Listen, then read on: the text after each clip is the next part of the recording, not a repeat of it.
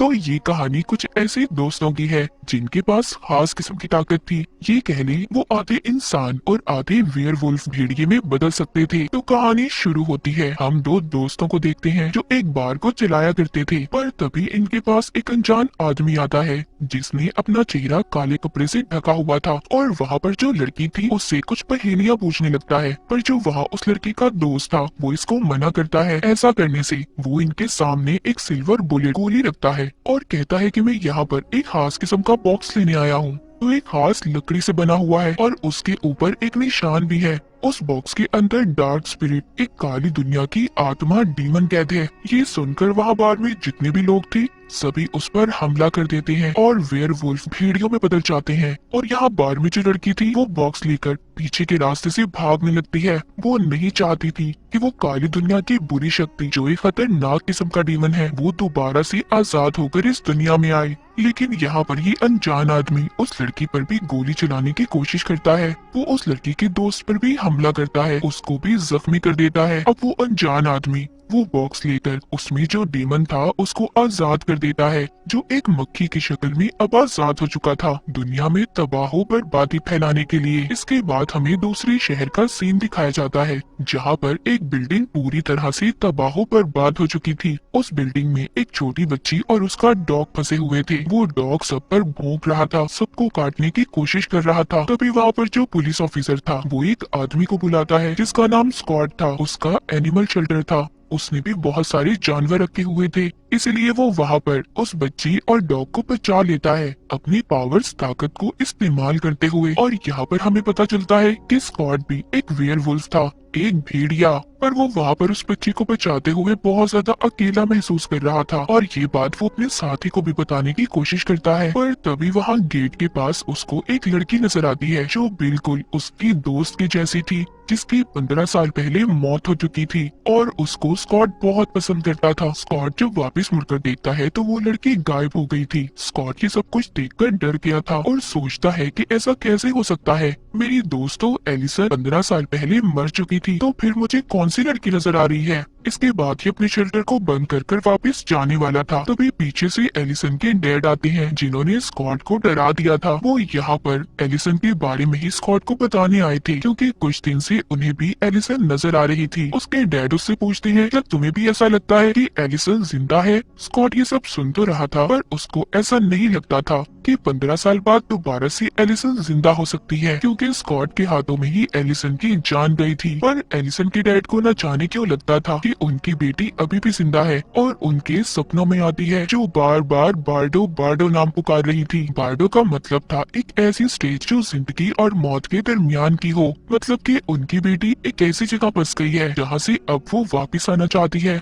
और एक रिचुअल, एक जादू से वो उसको वापस लाने की कोशिश कर सकते हैं। यहाँ पर कोई भी इस काम को करना तो नहीं चाहता था, पर हाँ वो कहते हैं कि हम कोशिश कर सकते हैं। अब ये सब फैसला करते हैं कि ये उस जगह पर जाएंगे जहाँ पर एलिसन की मौत हुई थी। स्कॉट अब बाकी के दोस्तों को भी बुलाने वाला था ताकि ये सबकी मदद ले सके एलिसन को वापिस से जिंदा करने के लिए। इसके बाद हमें स्कॉट की एक और दोस्त दिखाई जाती है जिसका नाम लीडिया था। वो भी अपने ख्यालों में एलिसन को देख रही थी। उसको भी ऐसा लग रहा था कि कहीं ना कहीं एलिसन उस तक पहुंचना चाहती है। जैसे कि हमें पता है ये सभी दोस्त वेयरवुल्फ हैं। लीडिया के पास एक खास किस्म की ताकत थी, वो अपने ख्यालों में जो भी देखती थी वो सच हो जाता था। उसके पास एक खास किस्म की स्क्रीमिंग पावर थी, वो चीख सकती थी। वो भी दोबारा से स्कॉट के पास जाना चाहती थी। उसको भी ऐसा लग रहा था कि एलिसन जिंदा है। इसके बाद कहानी में हम एक लड़के को देखते हैं जो जीप्स को चलाकर टाउन में चलाया करता था, जिसके डैड एक इन्वेस्टिगेशन ऑफिसर थे जिसका नाम डेरिक था और ये भी स्कॉट का दोस्त ही था। उसका बेटा हमेशा इसे तंग करता रहता था। अब इस बात के बारे में ऑफिसर डेरिक को नहीं बताता, क्योंकि वो जानता था कि उसका बेटा उसे जानबूझकर तंग करता है। जंगल में एक जगह पर आग लग गई थी। वो आग किसी तेल और पेट्रोल की वजह से नहीं लगी थी और इसी बात के बारे में पुलिस डेरिक की मदद ले रहे थे। पर डेरिक को ये बात पता थी कि जंगल में आग उसके बेटे ने लगाई है और इस बात के बारे में वो अब पुलिस की मदद करता है, इस केस में भी और अपने बेटे को सबक सिखाने के लिए भी। इसके बाद हमें आगे दिखाया जाता है डेरिक अब अपने बेटे के पास पहुंच गया था और उसकी जीप को अपने हाथों से पंचर कर देता है अपने बड़े बड़े नाखूनों से। और यहाँ पर डेरिक भी एक वेयरवुल्फ था। डेरिक घर लाकर अपने बेटे को बहुत डांटता है और उसे कहता है कि तुम्हें ऐसी हरकतें नहीं करनी चाहिए। यहाँ पर जो डेरिक का बेटा था वो अपने आप को अलग ही महसूस करता था, क्योंकि उसके अंदर ऐसी ताकत नहीं थी कि वो वेयरवुल्फ में बदल सके। इसलिए वो ये समझता था कि वो अपनी फैमिली से बिल्कुल अलग है और यही सोचकर गुस्से में अपने कमरे में चला जाता है। डेरिक के दिमाग में कहीं ना कहीं ये सोच थी, उसका बेटा भी शायद कभी वेयरवुल्फ बन सके। डेरिक जब दोबारा से अपने बेटे के कमरे में जाता है तो देखता है उसका बेटा कमरे में नहीं था, वो दोबारा से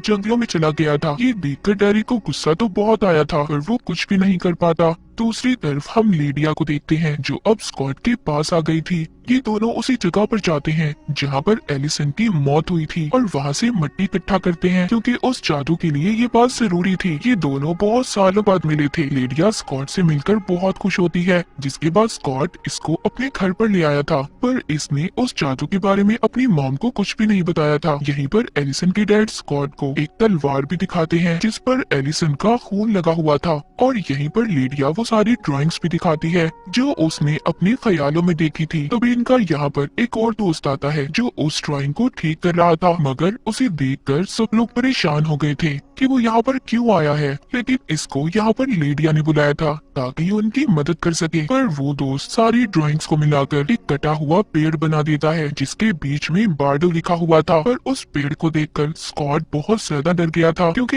यही वो पेड़ था जिससे सारी परेशानियां शुरू हुई थी। अब फिर से इन्होंने इस पेड़ को जंगल में ढूंढना था। स्कॉट और लीडिया इस पेड़ को ढूंढने के लिए निकल पड़ते हैं और वो अपनी एक और दोस्त को बुला लेते हैं जो अक्सर अपना ज्यादा वक्त जंगलों में गुजारा करती थी। लीडिया की ये दोस्त भी एक वेयरवुल्फ थी। वो पहले जो भेड़िया बनी हुई थी फिर इंसान में बदलकर जब लीडिया की कॉल सुनती है, जिसके बाद वो जंगल में चली गई थी उनकी मदद करने के लिए। लीडिया अपनी दोस्त से मिलकर बहुत खुश थी, जिसके बाद वो जंगल में उस पेड़ को ढूंढने लगते हैं। सभी यही चाहते थे कि एलिसन वापिस से दोबारा जिंदा हो जाए। जब ये यहाँ पर उस कटे हुए पेड़ को ढूंढ रहे थे तभी स्कॉट को यहाँ पर महसूस होता है कि शायद उनका कोई पीछा कर रहा है, और जब स्कॉट देखता है तो यहाँ पर डेरिक का बेटा था जो अब तक इनका पीछा कर रहा था। डेरिक के बेटे के बारे में लीडिया की दोस्त जानती थी। वो बताती है कि ये अक्सर यहाँ पर जंगलों में घूमता रहता है और इसको जंगल का एक एक रास्ता मालूम है और इसी को उस कटे हुए पेड़ के बारे में भी पता होगा। ये हमारी मदद कर सकता है। अब डेरिक के बेटे की मदद लेकर ये उस कटे हुए पेड़ को ढूंढने लगते हैं। वो कटा हुआ पेड़ मिल चुका था कि अब सभी दोस्त मिलकर उस पर जादू करने वाले थे। जो उनके पास मिट्टी थी और वो तलवार, पर यहाँ पर वो डेरिक के बेटे को जाने का कहते हैं क्योंकि वो इस जादू में उसे शामिल नहीं करना चाहते थे, और जाते हुए उसे ये भी कहते हैं कि ये बात तुम अपने डैड को बिल्कुल भी नहीं बताओगे। यहाँ पर जैसे ही ये लोग अपना जादू शुरू करते हैं वो तलवार हवा में उड़कर उस पेड़ के अंदर चली जाती है और वहाँ पर बहुत तेज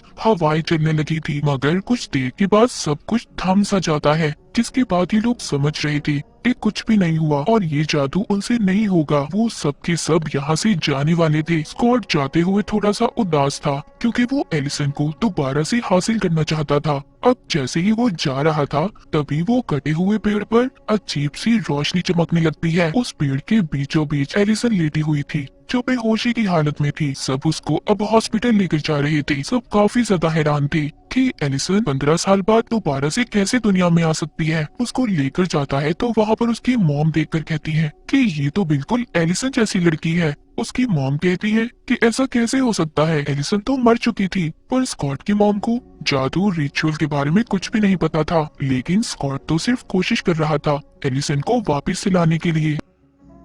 पर यहाँ पर सिर्फ एलिसन वापस नहीं आई थी। वो जो हमने मक्खी की शक्ल में डीमन को देखा था वो भी इस कटे हुए पेड़ के अंदर चला जाता है और अपनी असल शक्ल में आ जाता है, जो कि एक बहुत ही खतरनाक खौफनाक डीमन था और अपनी तलवार को उठाकर बहुत जोर से चिल्ला रहा था कि वो दुनिया में तबाह बर्बादी फैलाने आया है। और वो खास तौर पर यहाँ पर स्कॉट से बदला लेने आया था, क्योंकि स्कॉट की वजह से ही इस डीमन को उस लकड़ी के बॉक्स में कैद कर दिया गया था। उधर एलिसन हॉस्पिटल में थी। उसको होश आ गया था मगर उसको कुछ भी समझ नहीं आ रहा था। एलिसन की यादें कुछ वक्त पहले की तो नहीं आई थी वापस, पर उसके दिमाग में वो यादें चल रही थी जहाँ पर वो अपने सभी दोस्तों को अपना दुश्मन मान रही थी। वो अब यहाँ हॉस्पिटल से भागने की कोशिश करती है। उसको ये लग रहा था कि वो अभी भी एक हंटर शिकारी है और वो डेरिक को मारना चाहती है जो कि एक भेड़िया है। इसके रास्ते में जो भी आ रहा था ये उसको मार रही थी। वो स्कॉट पर भी हमला कर देती है। तभी उसके डैड वहाँ पर आते हैं और पूछते हैं ये क्या है? क्या मेरी बेटी वाकई वापस आ गई है?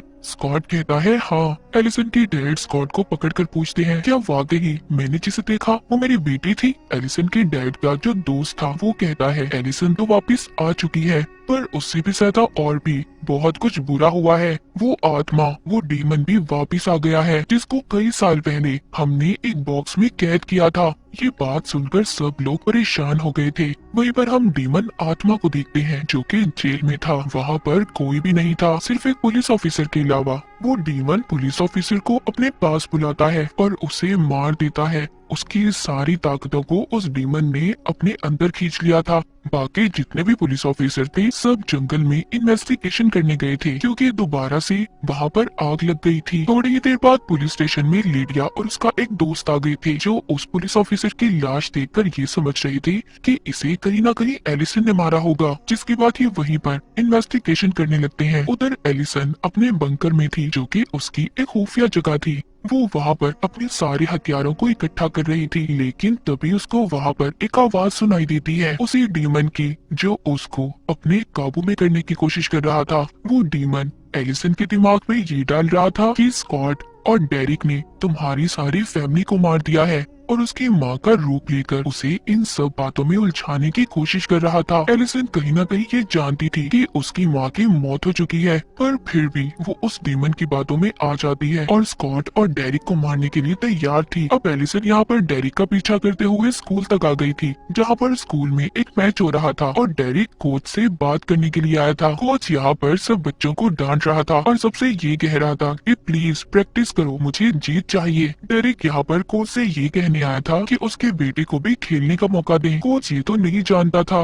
कि डेरिक कौन है और उसका बेटा कौन है, पर फिर भी कोच मान जाता है और कहता है मैं तुम्हारे बेटे को सिर्फ 4 मिनट ही दूंगा खेलने के लिए। पर इसी प्रैक्टिस के दौरान डेरिक के बेटे के पाँव में चोट लग गई थी। तभी डेरिक अपने बेटे को एक कमरे में ले आता है और उसे कहता है कि खुद को हील करना सीखो, खुद को ठीक करो, तुम एक वेयरवुल्फ हो। डेरिक को अभी भी अपने बेटे के बारे में यही लग रहा था कि वो भी उसकी तरह ही एक वेयरवुल्फ है और वो खुद ही अपने आप को ठीक कर लेगा। तभी यहाँ पर एलिसन आ जाती है जो डेरिक पर हमला कर देती है। डेरिक यहाँ से अपने बेटे को भागने का कहता है क्योंकि उसके पाँव में चोट लगी हुई थी। डेरिक जब उसके हमले से बचने की कोशिश करता है तो वो देखता है ये तो एलिसन थी, मगर वो ये देखकर बहुत ज्यादा हैरान था कि वो इतने सालों बाद कैसे जिंदा हो सकती है। पर यहाँ पर एलिसन बार बार डेरिक पर हमला कर रही थी और आखिरकार उसका एक तीर डेरिक की गर्दन में लग जाता है। डेरिक की गर्दन से बहुत ज्यादा खून बह रहा था, लेकिन यहाँ पर डेरिक के वही 2 दोस्त आ गए थे जो हमने कहानी के शुरू में बार में देखे थे। स्कॉट भी यहाँ पर अपने दोस्तों के साथ आ गया था डेरिक की जान बचाने के लिए। जब ये सब उसकी जान बचा रहे थे तो वो सबसे सिर्फ एक ही बात कह रहा था कि प्लीज मेरे बेटे की जान बचाओ, क्योंकि वो जानता था कि एलिसन उसके पीछे ही गई होगी। स्कॉट यहाँ पर सबको बताता है कि वो डीमन तो वापस आ गया है, पर उसके पास अब एक शैतानी फौज है, वो उनसे हम सब पर हमला करवाना चाहता है। स्कॉट सिर्फ अब अपने दोस्तों की जान बचाना चाहता था। ये अब यहाँ से डेरिक को अपने घर ले जाता है। स्कॉट की मॉम डेरिक का खून साफ करती है और कहती है कि इसका तो बहुत सारा खून बह गया है, ये वेयरवुल्फ होने के बावजूद भी मर सकता है। और तभी ये सब फैसला करते हैं कि हमें आग की मदद लेकर डेरिक के जख्म को ठीक करना होगा। तभी इनमें से एक दोस्त आग की मदद से डेरिक के जख्म को ठीक करने की कोशिश करता है, जिसे देखकर वहाँ पर सभी लोगों को दुख हो रहा था। यहाँ पर सब लोग बहुत ज्यादा परेशान थे। उनको ये लग रहा था कि एलिसन डेरिक के बाद अब उसके बेटे के पीछे जाएगी। यहाँ पर एक दोस्त कहता है कि मैं खुद डेरिक के बेटे के पीछे जाऊंगा और बाकी लोग लीडिया से राब्ता करने की कोशिश करो। यहाँ पर सब एलिसन के डैड को यही कह रहे थे कि उनकी बेटी अब एक हंटर, एक शिकारी बन चुकी है, पर उसके डैड सबसे यही कहते हैं कि अगर मेरी बेटी गलत हुई तो मैं खुद उसके खिलाफ जाऊंगा। और मुझे भी यही लग रहा है कि वो हमारा सिर्फ एक इल्यूजन है, एक भ्रम है, एलिसन जिंदा नहीं है। पर स्कॉट यहाँ पर अपनी मॉम से ये कहकर जाता है कि एलिसन अगर असल है, जिंदा है, तो मैं उसे दोबारा अपनी जिंदगी में लाऊंगा। और ये कहकर अपनी मॉम को चला जाता है। वहीं पर एलिसन के डैड को वही आदमी बताता है जिसने डेरिक के जख्म को ठीक किया था कि मुझे लगता है कि कहीं ना कहीं ये उस डीमन की चाल भी हो सकती है जो एलिसन की शक्ल में किसी ताकत को हमारे बीच में भेजकर हम सबको मारना चाहता है, और शायद वो आपकी असल बेटी नहीं है क्योंकि वो 15 साल के एक लड़के को मारने के पीछे पड़ी है। ये सब बातें सुनकर एलिसन के डैड कहते हैं कि अगर मेरी बेटी असल नहीं है तो मैं खुद उसके खिलाफ जाऊंगा और मैं किसी बच्चे को ऐसे मरने नहीं दे सकता। उधर जंगल में दिखाया जाता है जहाँ पर पुलिस ऑफिसर्स इन्वेस्टिगेशन कर रहे थे, वहीं पर उस डीमन की शैतानी फौज हमला कर देती है और सबको वहाँ से एक एक करके गायब कर रहे थे। तभी वहाँ पर जो इन सब के बीच में एक ऑफिसर था, वो भी एक वेयरवुल्फ था, उसके पास भी आग की ताकत थी। वो वहाँ पर सबको अपने दोस्तों को बचाने की कोशिश कर रहा था। उधर एलिसन डेरिक के बेटे के पीछे थी जो अब अपनी गाड़ियों की दुकान में आ गया था। तभी वहाँ पर 2 गाड़ियों में बहुत ही बड़ा धमाका होता है और ये सब एलिसन ही कर रही थी डेरिक के बेटे को मारने के लिए। यहाँ पर डेरिक का बेटा अपने आप को बचाने की भी कोशिश कर रहा था पर वो बेचारा नाकाम रहता है। लेकिन तब तक वहाँ पर स्कॉट आ जाता है जो अब खुद एलिसन के हाथों से मरना चाहता था। वो तैयार था, वो खास किस्म का तीर खाने के लिए भेड़ियों को मारने के लिए इस्तेमाल होता है।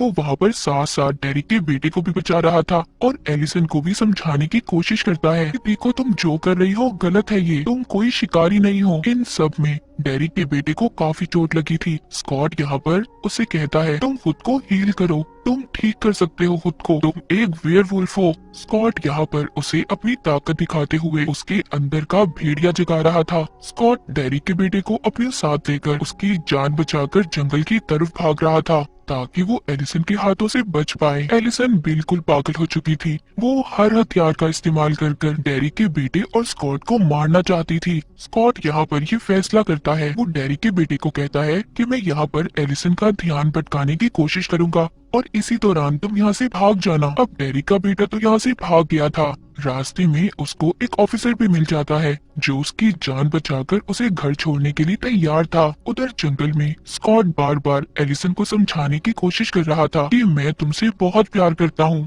और तुम और मैं कोई दुश्मन नहीं है, मैं कोई बुरा इंसान नहीं हूँ, मैंने तुम्हारी फैमिली को नहीं मारा जिसको सोचकर तुम मुझे मारना चाहती हो। स्कॉट को जो तीर लगा था उससे वो बहुत ज्यादा कमजोर हो रहा था और शायद कुछ देर बाद उसकी मौत भी हो सकती थी।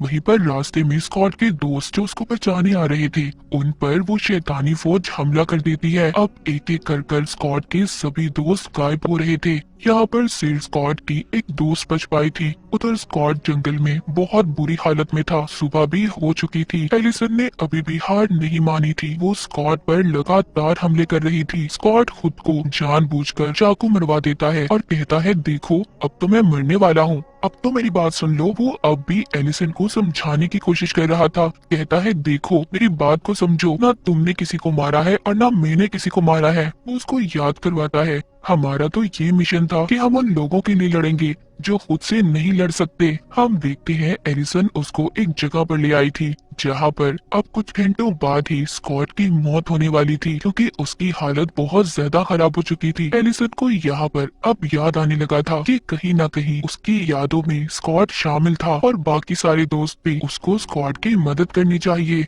और अब वो आग का इस्तेमाल करके स्कॉट की जान बचा लेती है। उसके जख्मों को उसने आग से ठीक कर दिया था। वहीं पर एलिसन के डैड, स्कॉट की मॉम और बाकी लोग भी उनका पीछा करते हुए आ गए थे जहाँ पर एलिसन स्कॉट को लेकर आई थी। उस जगह पर भी बार बार वो डीमन एलिसन को अपने काबू में करने की कोशिश कर रहा था पर एलिसन इस बार उसकी बातों में नहीं आई थी। उधर लिडिया जंगल में ये पता कर रही थी कि जितने भी पेड़ जले थे उन पेड़ों के जलने से एक ऐसी राख बनती थी जो आत्माओं को काबू करने के लिए इस्तेमाल होती थी। अब ये सब सिल्वर से बने हुए हथियार जमा करने की कोशिश करते हैं क्योंकि ये अब उस शैतानी फौज का सामना करने वाले थे। उनको सिर्फ सिल्वर के हथियारों से ही मारा जा सकता था। उधर लेडिया अब एक ग्राउंड में जाती है जहाँ पर मैच चल रहा था और वो देखती है उसके चारों तरफ काले रंग की राख बिछाई हुई थी क्योंकि ये कोई बैरियर नहीं था, ये तो दूसरी दुनिया में जाने का रास्ता था। इस बारे में लीडिया को भी कुछ खास पता नहीं था मगर फिर भी वो उस लाइन को मिटा नहीं पा रही थी। तभी वहाँ पर एक अनजान आदमी आता है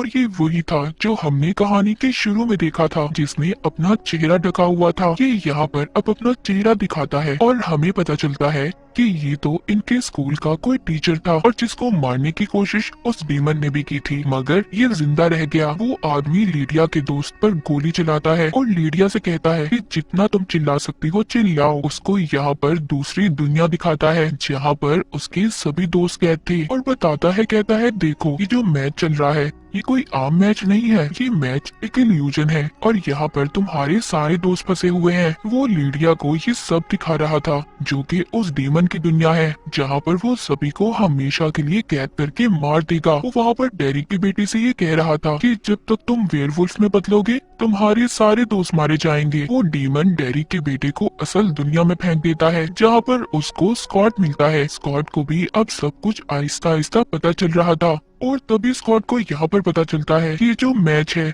उसे हर हालत में जीतना होगा, जिससे ये उस डीमन तक पहुंचकर उसे हरा सकते हैं। ये सब लोग, ये ग्राउंड सब इल्यूजन था जो उस डीमन ने बनाया हुआ था। स्कॉट अब कोच के पास जाता है और उसे कहता है कि प्लीज मुझे मैच खेलने दो, मैंने हर हालत में ये मैच जीतना है। कोच कहता है सॉरी मैं तुम्हें इसकी इजाजत नहीं दे सकता, तुम इतने बड़े हो, ये तो बच्चों का मैच है। पर यहाँ पर कोच की टीम हार रही थी। ऐसा देखते ही कोच अब स्कॉट को खेलने की इजाजत दे देता है। कोच को भी हर हालत में जीतना था, चाहे वो बेईमानी करके ही क्यों ना जीतता। स्कॉट और डेरिक के बेटे ने इस मैच को जीत लिया था। वहीं पर एलिसन भी आ गई थी जो अपने डैड से मिलना चाहती थी, लेकिन यहाँ पर उसका एक दोस्त उसका गला पकड़ लेता है। उसको अभी भी लग रहा था कि एलिसन कोई असल नहीं है, एक भरम है जो उस डीमन ने पैदा किया है। मगर एलिसन के डैड उसको ऐसा करने से रोक रहे थे। वो उसकी तरफ एक चाकू फेंकते हैं। वो चाकू एक खास किस्म का था जिससे भेड़ियों को कंट्रोल किया जाता था। अब एलिसन अपने डैड के पास आती है, वो अपने डैड के गले लगती है। उसके डैड ये समझ गए थे कि एलिसन उनकी असल बेटी है।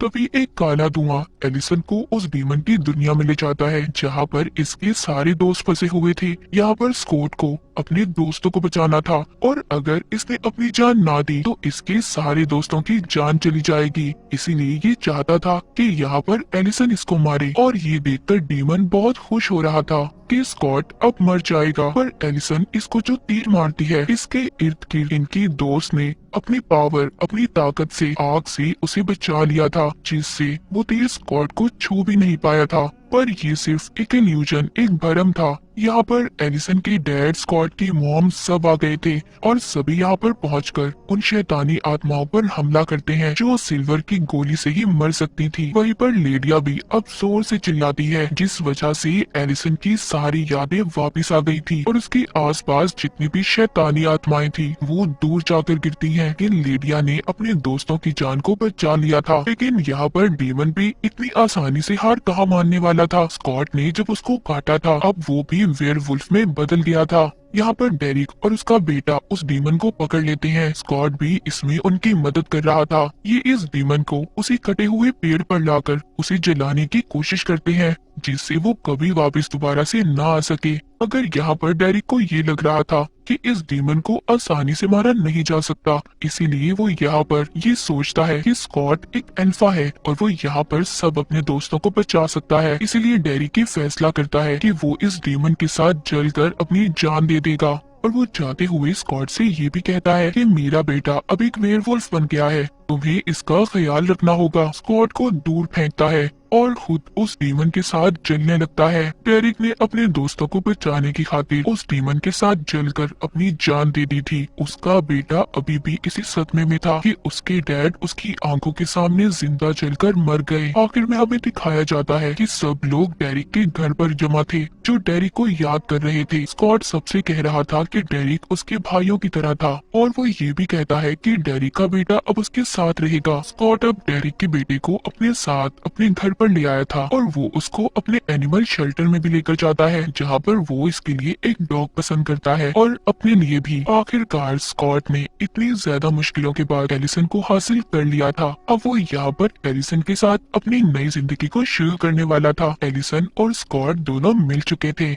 उधर दूसरी तरफ हमें दिखाया जाता है वही अनजान आदमी, उसकी भी तो कहानी अभी बाकी है। वो इतनी आसानी से कहाँ जान छोड़ने वाला था। उसको खुफिया एजेंट अपने साथ उठाकर ले जाते हैं। वो सबको चिल्लाकर यही बता रहा था कि यहाँ पर जो बच्चे रहते हैं वो वेयरवुल्फ हैं। उनके पास खास किस्म की पावर्स, ताकतें हैं और मैं इन सबको रोकना चाहता हूँ, इन्हें सबक सिखाना चाहता हूँ। पर वहाँ पर जो एजेंट में एक डॉक्टर था, वो कहता है ठीक है, तुम कहते रहो, कभी न कभी तो दुनिया तुम्हारा यकीन कर लेगी। और ये शायद स्कॉट और उसके दोस्तों के बारे में सब जानता था। खैर ये उस आदमी को अपने साथ ले जाते हैं और इसी के साथ टीन वुल्फ की ये कहानी यहीं पर खत्म हो जाती है।